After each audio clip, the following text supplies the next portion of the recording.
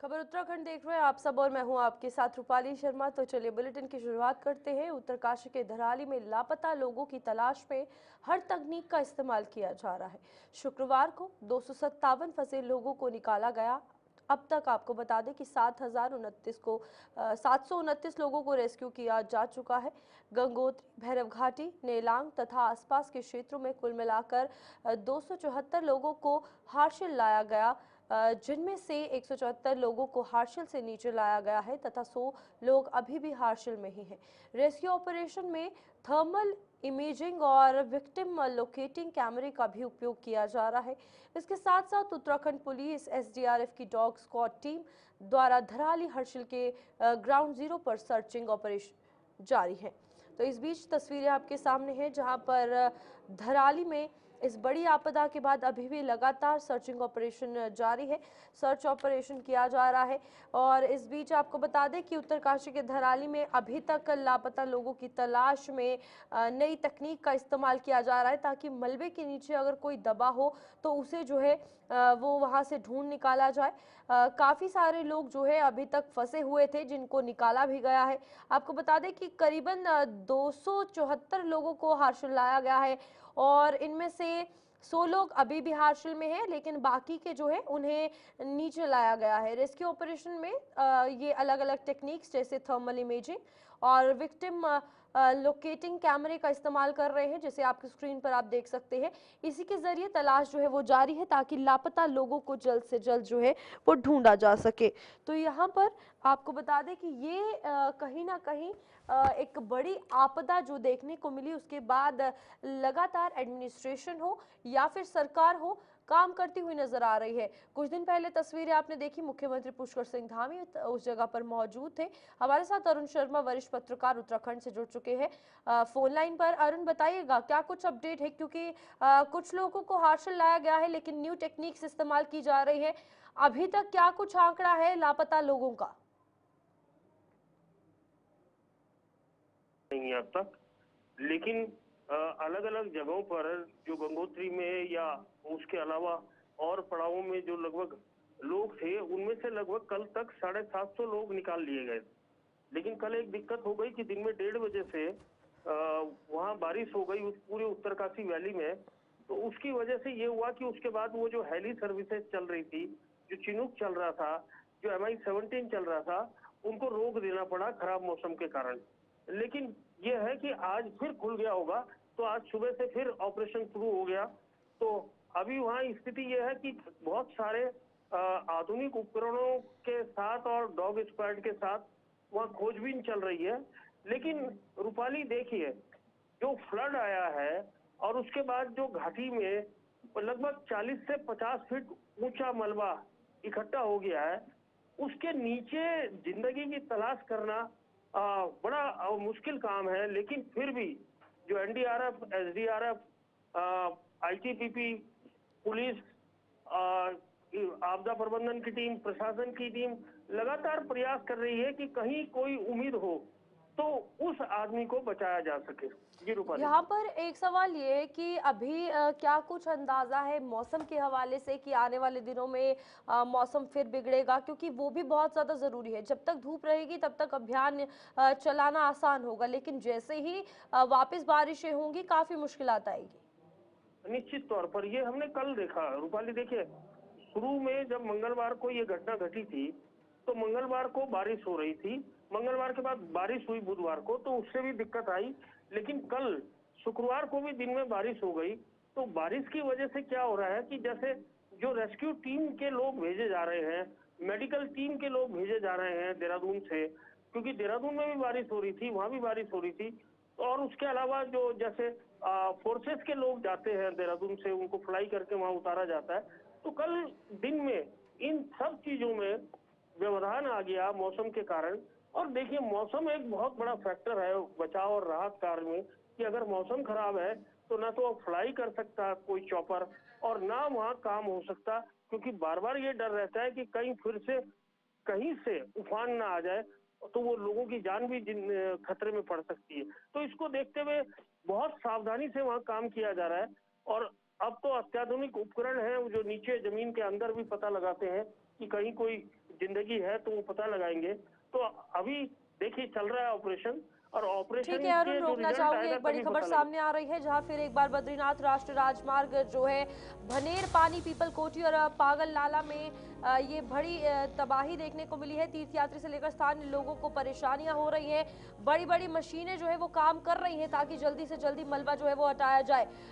ये बद्रीनाथ राष्ट्रीय राजमार्ग बाधित हो चुका है जहां पर फिलहाल पानी पीपल कोठी का ये इलाका है और साथ ही साथ जितने भी वहाँ के स्थानीय लोग हैं और जो तीर्थयात्री अभी उत्तराखंड में आए हुए हैं उन्हें काफी ज्यादा परेशानी हो रही है। तो इस बीच ये बड़ी खबर, बद्रीनाथ राष्ट्रीय राजमार्ग बाधित हो चुका है। अरुण हमारे साथ जुड़े हुए हैं, अरुण से जानकारी लेंगे।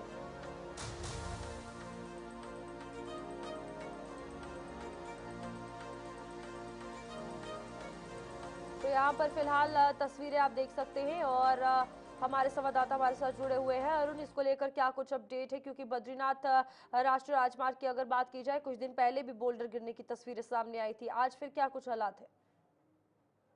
वाली ये बद्रीनाथ का जो रास्ता है 48 घंटे बाद कल ही खुला था, और ये लग रहा है कि आज सुबह फिर से बारिश के कारण उस पे मलबा आ गया, जिसके कारण वो बाधित हुआ। पीपल कोठी के पास तो खोलना आसान है, लेकिन जो पागल नाले की आप बात कर रहे हैं वहां लगातार पानी ऊपर से रिसता रहता है और बड़ी दिक्कत होती है, कीचड़ रहता है उस रास्ते में। और मुझे पता लगा कि वहां भी मलबा आ गया। तो ये दोनों जगह की वजह से रास्ता जाम हो गया है, ब्लॉक हो गया है। और स्थिति ये है कि जो बद्रीनाथ में लोग हैं अब वो उनको वहीं रोक दिया गया है, और जो नीचे से जाने वाले लोग थे उनको अलग अलग पड़ाव पे रोका जा रहा है। जी रूपाली, किस तरीके से प्रशासन काम कर रहा है ताकि जल्दी मलबा उठाया जाए, क्योंकि यात्री काफी ज्यादा परेशान हो रहे हैं, साथ ही साथ लोग वहाँ के स्थानीय काफी ज्यादा परेशान हो रहे हैं। देखिए रूपाली, मैं बता दूं कि उत्तराखंड में जो ये खासकर हमारे चार धाम के रास्ते हैं, इनमें जगह जगह इक्विपमेंट इकट्ठे किए हुए हैं कि कहीं अगर कोई इस तरह की दिक्कत आती है तो उसको तुरंत सॉल्व किया जाए, उस रास्ते जो रास्ता ब्लॉक हो रहा है उसे खोला जाए, और उसके जिससे यात्रियों को दिक्कत ना हो। तो जगह जगह इक्विपमेंट है, उसके अलावा प्रशासन भी उसमें अलर्ट रहता है, और खासकर आपदा प्रबंधन की टीमें, ये तमाम जगह ये इन लोगों को डिप्लॉयड किया गया है। तो पुलिस है, प्रशासन है, आपदा प्रबंधन की टीमें है, तो ये जगह जगह है। और उसके अलावा मशीनें काम कर रही है। देखिए मशीनों में भी तभी काम हो सकता है जब ऊपर से पत्थर और मलबा ना गिरे, तभी मशीनें काम कर सकती है, वरना वो जो मशीन चला रहा है उसकी जान को भी खतरा हो सकता है। जी रूपाली, ठीक है, बहुत बहुत धन्यवाद जानकारी देने के लिए। तो फिलहाल यहाँ पर तस्वीरें आपने देखी जहाँ पर बद्रीनाथ राष्ट्रीय राजमार्ग जो है वो बंद हो चुका है पूरे तरीके से। हालांकि मशीन जो है वो लगी हुई है ताकि जल्द से जल्द मलबा हटे और यात्रा जो है और जो स्थानीय लोग वहाँ पर फंसे हुए हैं वो सुचारू रूप से आवाजाही कर सके। आगे बढ़ेंगे जहां पर सीमा सड़क संगठन की ओर से गगनानी नाग देवता मंदिर के पास लिमचा गाड़ पर ध्वस्त पुल को बनाने का कार्य सुबह से तीव्र गति से शुरू किया था। बीआरओ की ओर से यहां पर बेली ब्रिज बनाया जा रहा है, जिसके लिए बीआरओ की ओर से गुरुवार रात को ही पुल की सामग्री गगनानी पहुंचा दी गई थी।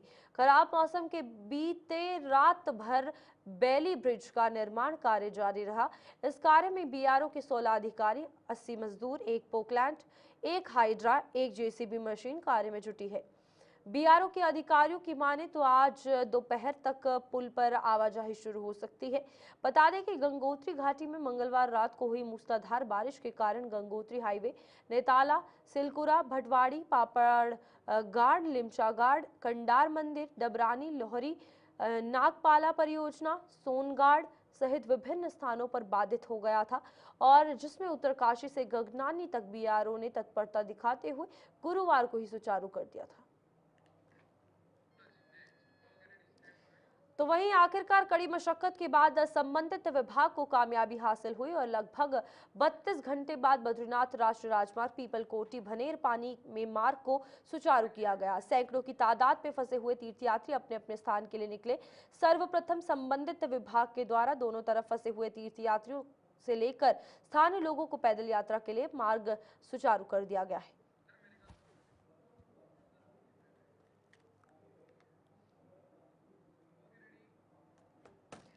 राज्यपाल लेफ्टिनेंट जनरल गुरमीत सिंह ने शुक्रवार को मिलिट्री हॉस्पिटल देहरादून का भ्रमण कर धराली क्षेत्र में आई प्राकृतिक आपदा में घायल हुए जवानों से भेंट कर उनका कुशल क्षेम जाना।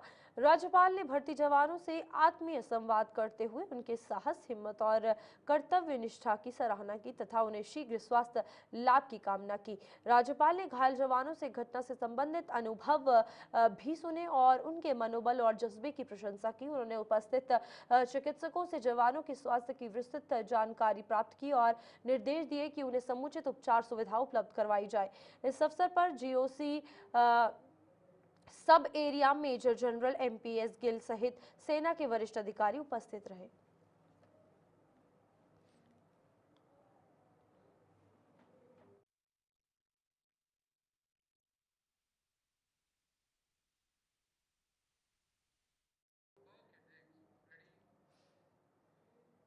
मुख्यमंत्री पुष्कर सिंह धामी ने प्रदेशवासियों को रक्षाबंधन की बधाई एवं शुभकामनाएं दी है। रक्षाबंधन की पूर्व संध्या पर जारी अपने संदेश में मुख्यमंत्री ने ये कहा कि रक्षाबंधन का पावन पर्व भाई बहन के आपसी स्नेह, विश्वास और कर्तव्य का प्रतीक है।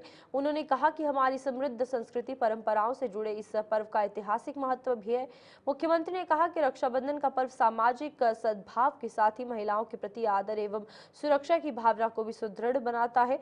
रक्षाबंधन महिलाओं के सम्मान से जुड़ा पर्व भी है। उन्होंने कहा कि महिलाओं के सशक्तिकरण के प्रति हमारा प्रयास निरंतर जारी है। महिलाओं को सशक्त किए बिना समृद्ध उत्तराखंड की कल्पना पूरी नहीं हो सकती है। उन्होंने प्रदेशवासियों से महिलाओं के सशक्तिकरण और उनकी प्रगति के लिए एक आदर्श समाज के निर्माण में सहयोगी बनने की भी अपेक्षा की। मुख्यमंत्री ने कहा कि रक्षाबंधन के अवसर पर प्रदेश की महिलाओं को प्रदेश के अंदर उत्तराखंड परिवहन निगम द्वारा संचालित बसों में निःशुल्क यात्रा सुविधा भी प्रदान की गई। मुख्यमंत्री पुष्कर सिंह धामी ने खटीमा का दौरा किया। इस दौरान मुख्यमंत्री ने अपने आवास पर आमजन से मुलाकात की। इस दौरान बहनों ने उनकी कलाई पर राखी बांधी और उनकी लंबी आयु की कामना की। इस दौरान उन्होंने लोगों की शिकायतें भी सुनी और उन्हें जल्द हल करने का आश्वासन दिया।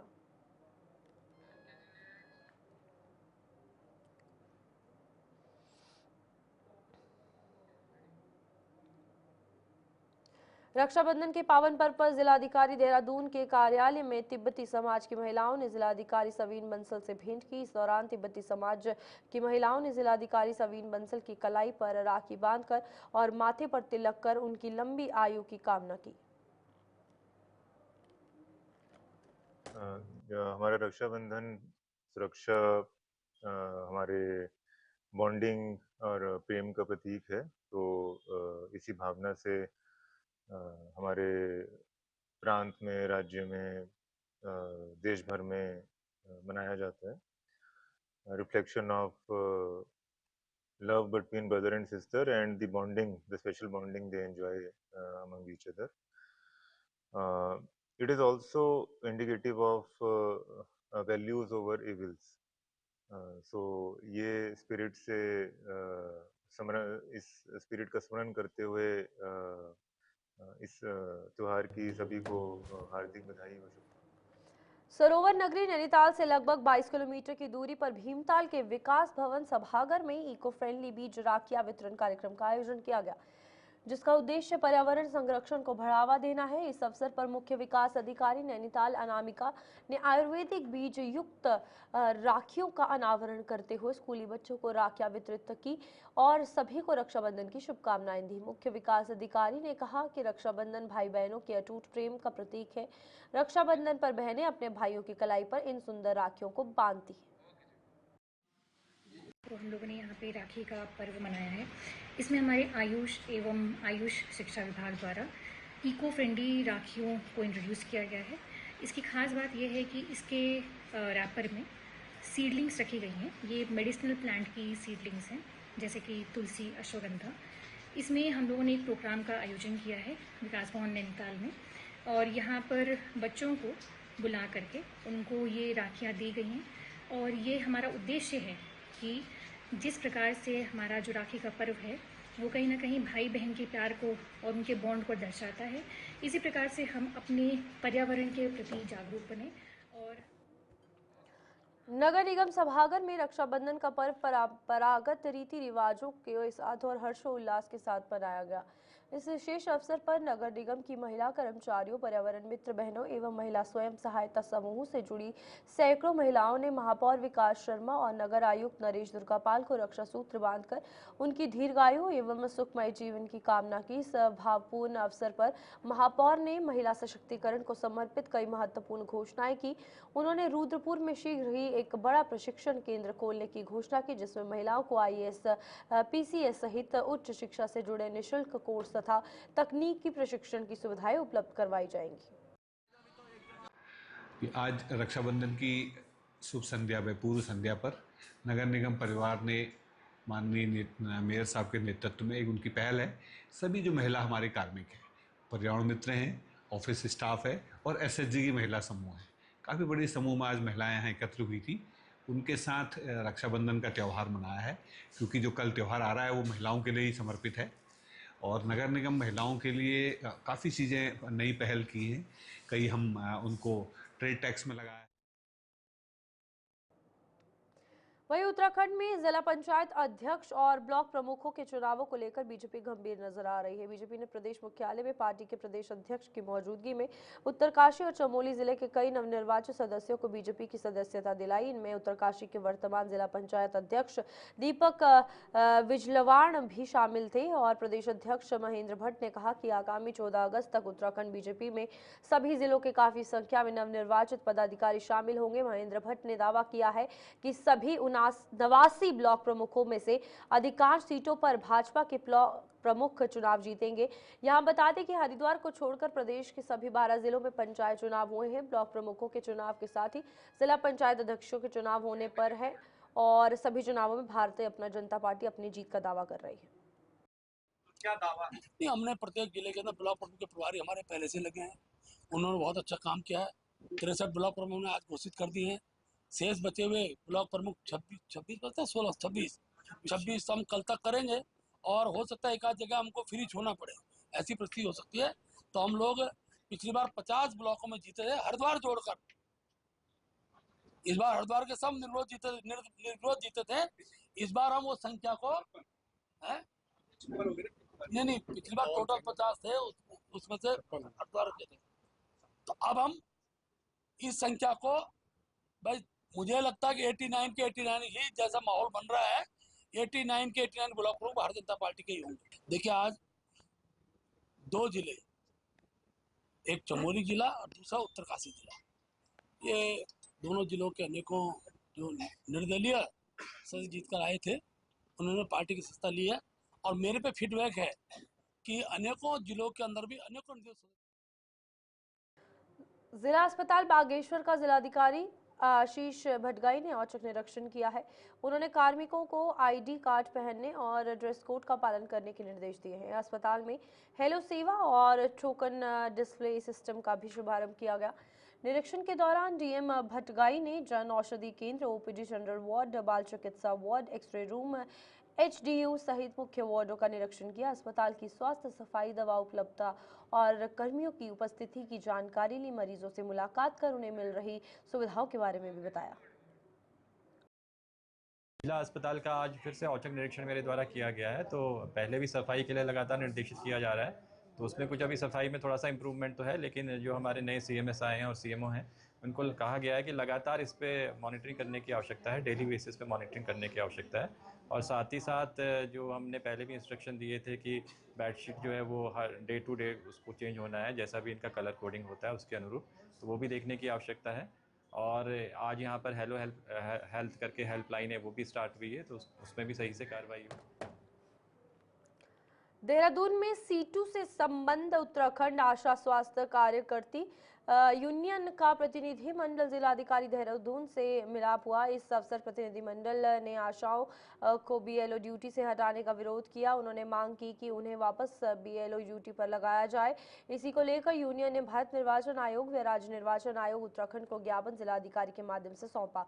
सीटू के जिला महामंत्री लेखराज ने कहा कि जिस समय BLO ड्यूटी करने का बहुत कम पैसा मिलता था, उस समय आशाओं से BLO का खूब काम करवाया गया है। आज जब BLO के कुछ पैसे बढ़ाए गए हैं तो अब उन्हें हटाया जा रहा है। उन्हें बताया है कि वर्तमान में आशा BLO ड्यूटी करके यहाँ पर परिपक्व हो गई हैं और ऐसे में अब उन्हें हटाया जा रहा है, ये सही नहीं है।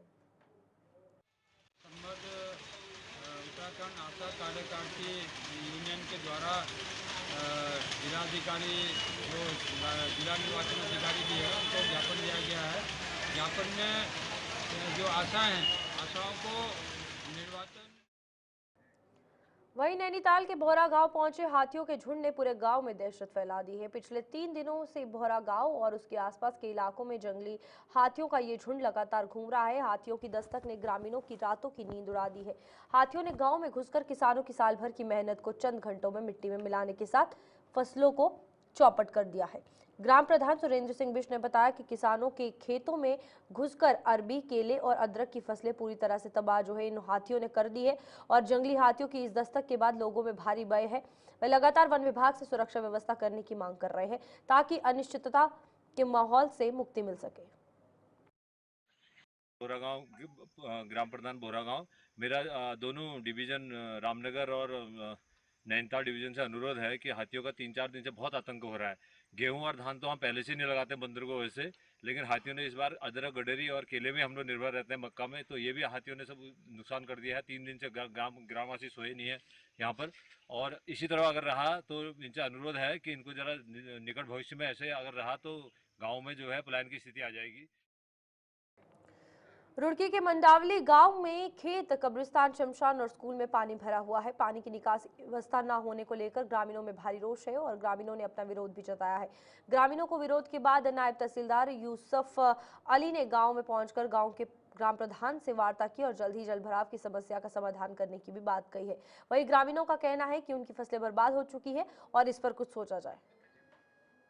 देखिए, मंडावली में जो पानी आप देख ही रहे हैं ये भरा हुआ है और ये जो पानी है नारसन जो खुर्द है उसमें को जाना हैगा, तो अब यहाँ से तो ठीक है, लेकिन नारसन वाले थोड़ा उसका विरोध कर रहे हैं। तो आज दोनों पक्षों में बातचीत हुई है और बातचीत ये हुई है कि जो आगे नाला है करीब 1200 मीटर दूर से वहाँ से खुद हुआ आएगा और उसमें जो है पानी ये निकल जाए। इस संबंध में जो है जो NH के जो हमारे PD साहब हैं उनसे भी बात हो गई है और फिर बात होने पर जो भी कार्रवाई होगी वो की जाएगी। सर, NH ने बीच में ही नाला छोड़ रखा है, अभी तक नहीं बना।